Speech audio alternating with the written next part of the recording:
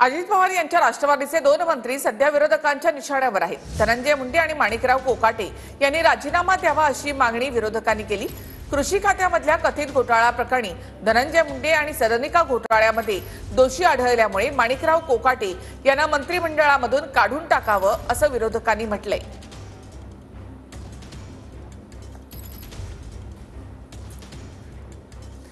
अजितदादांच्या राष्ट्रवादीचे दोन मंत्री राजीनाम्यासाठी निशाण्यावर आहेत। एक आहेत धनंजय मुंडे आणि दुसरे आहेत माणिकराव कोकाटे।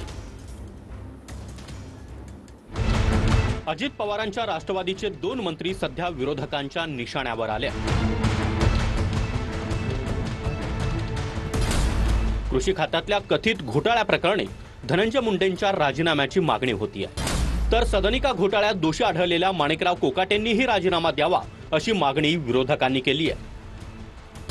काल एका भ्रष्टाचाराच्या प्रकरणामध्ये एका मंत्र्याला 2 वर्षाची शिक्षा ठोठावली।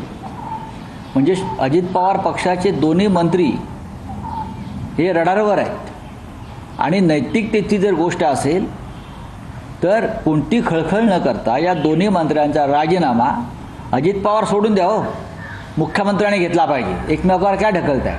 महाराष्ट्र सरकारमध्ये दोन असे मंत्री आहेत ज्यांच्यावर आरोप झालेले आहेत आणि त्या परिस्थितीमध्ये ही परिस्थिती अतिशय गंभीर आहे आणि दोन्ही तुम्ही जे मला प्रश्न विचारले दोन्ही मंत्र्यांनी नैतिकतेने निर्णय घ्यावा एवढीच माफक अपेक्षा आहे। नैतिकता ही या सरकारने दाखवावी। गुन्हा सिद्ध झाल्यामुळे माणिकराव कोकाटेंना मंत्रिपदावर राहण्याचा अधिकार नाही असं काँग्रेस प्रदेशाध्यक्ष हर्षवर्धन सपकाळ यांनी म्हटलंय।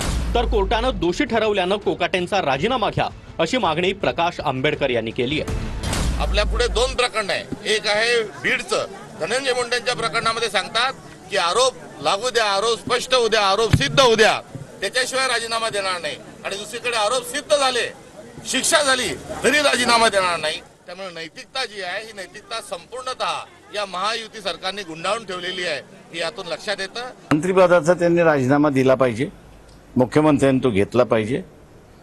कोर्टाने निर्णय दिल्यानंतर अपिलामध्ये सुटतील न सुटतील हे सांगता येत नाही। त्याला सस्पेंड केल्याशिवाय